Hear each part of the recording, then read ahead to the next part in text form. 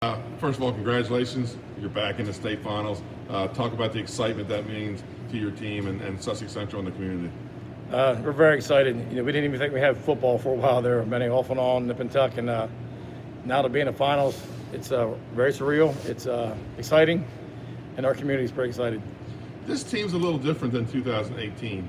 I think 2018, from the very beginning, a lot of people expected Sussex Central to be in that championship game.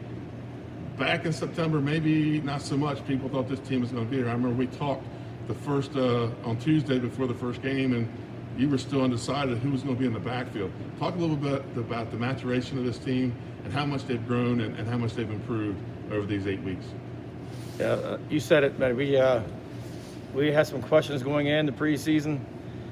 Even during preseason, certain kids were picking up the plays better than others. Some were better in the backfield with the hands. They were okay runners. Some were better runners. Some were better blockers. And we just had to rep it out and feel the team out and see what was best for the team. The line was a work in progress. The whole team really, but they came together. And you said it. They've had the maturation of this team has been incredible from day one with so many obstacles they've overcome, like everyone else with COVID. But some kids didn't play this year because they just felt there wasn't going to be a season. Starters from the year before and 2 years earlier didn't play. Some injuries, some eligibility questions with virtual school. We lost a couple of kids. But this team just never die mentality. The consummate team. I'm proud of this team already. So to get to the championship is really special. John, we talked about in September, again, right before the Cape game, we talked about 1,000-yard rushers, and you said 7-game season is going to be tough. You had two. You had 2,000-yard rushers. We already knew who P.J. Stratton was. Talk about Dion Stevens and what he brought. Because he wasn't even there game one. He didn't start having his big games until week 2, week 3. Talk about that kid coming alive for you. Yeah, what a story there, Manny. I coached his father my first year up here, and he was a 1,000-yard rusher for me. And only played 1 year of high school football. And his son comes up. We had high hopes on him, and he was on varsity as a freshman. And he tweaked his knee in practice, and he went and got checked out. And he had some kind of hole in his cartilage that was non-football related, and he had to have surgery and had to have the cartilage of a cadaver implanted into his leg that had to be the same bone structure as his. And it was pretty much an 18-month process. So he missed 2 years of football. And last year, coming back and getting back into the flow, he shared reps with PJ and Kasim at the fullback spot. We were pretty loaded last year in the fullback area. And he just bided his time. He works hard. And he didn't play the first half against Smyrna. So for us to have 2,000-yard rushers in 8 games is pretty amazing. And Dion and himself, the story from being injured and having surgery and waiting his time and then shining and being a great teammate. Doesn't say much, but plays hard. Other than the 2018 state championship last Friday night, maybe the biggest win in Sussex Central history over the last 20 years, knocking off Smyrna, and not only just knocking off Smyrna, the way it happened, and the appearance of Zamir Gardner, excuse me. He comes out and throws 13 times, completes 7 passes, and a couple touchdown passes. Another kid that just has gotten better and better. Talk about his improvement over the course of the season. Yeah, he really has gotten better. He's been quarterback and running back from 7th grade on, back and forth each year, it seems like. And told him he was going to be the starting quarterback. And we still tinkered with him playing halfback during preseason.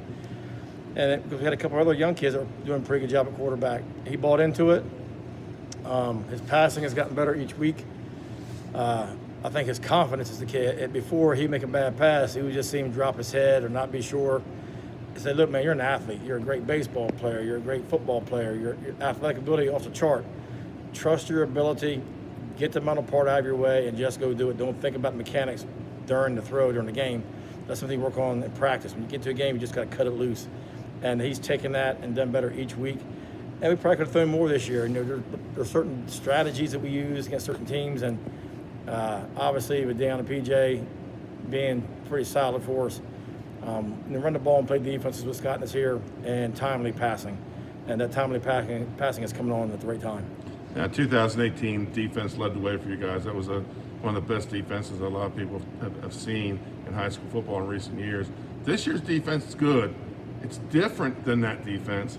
I think maybe they didn't get the pressure that group did in 2018, but the secondary and your linebackers probably maybe a little better, but more important to your game scheme now.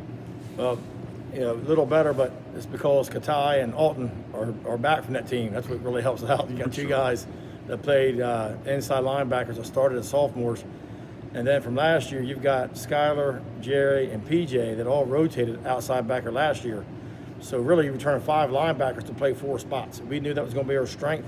I said that in the all-conference meeting to the coaches, and that's where it really lies for us, is that any deficiency that comparing to the 2018 team, to the 20 D-line, the linebackers make up for it. Now, those linebacker cores are pretty good too with Zion and Isaac, but Isaac didn't play all year to keep him safe at the quarterback spot.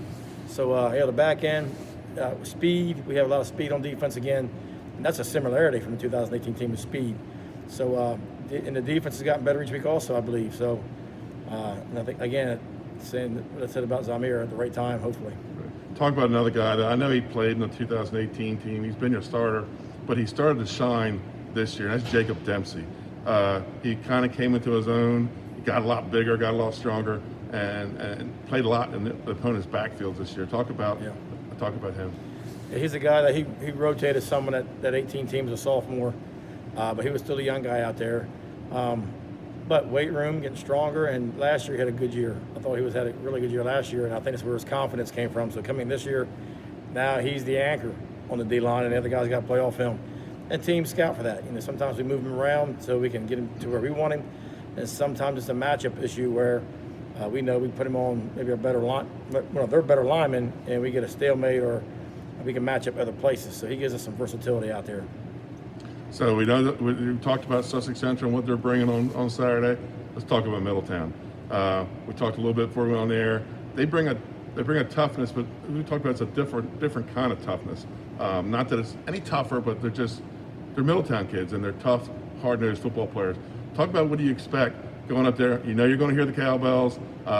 You know their crowd, even though it's going to be small, it's going to be hype. And how do your guys figure going into that? What's your mentality for this Saturday? Yeah, I was talking to another reporter the other day, and we've gone against Middletown when DiNardo was the head coach. I'm very good friends with Del Percio when he was the head coach, and now Zach Blum's the head coach. No matter who's the head coach, it's the same Middletown kid. They rely on a lot of tradition going way back when, and that's just the way they believe, they feel. That's something we're on, I think, maybe more than on the verge of building here at Central. But they can go back decades with successful football. And we're getting to that point. And I told the kids that. I said, look, this is going to be the team that you haven't seen all year. They're tough. They get after it. They don't quit. They remind me a lot of us. We're never going to quit. We're going to play tough, hard-nosed football. And we've got to match their intensity every single play all game long. They're going to bring it. We're going to bring it. Kind of a little bit of that old Diamond State Conference, Georgetown versus Middletown. Just going to see it here in 2020. Coach, good luck to you on Saturday. I know you're looking forward to bringing your second title in 3 years and representing the Henley Conference. And again, just good luck on Saturday and good luck to the Knights and the Middletown Cavaliers. Yep, thanks, Benny.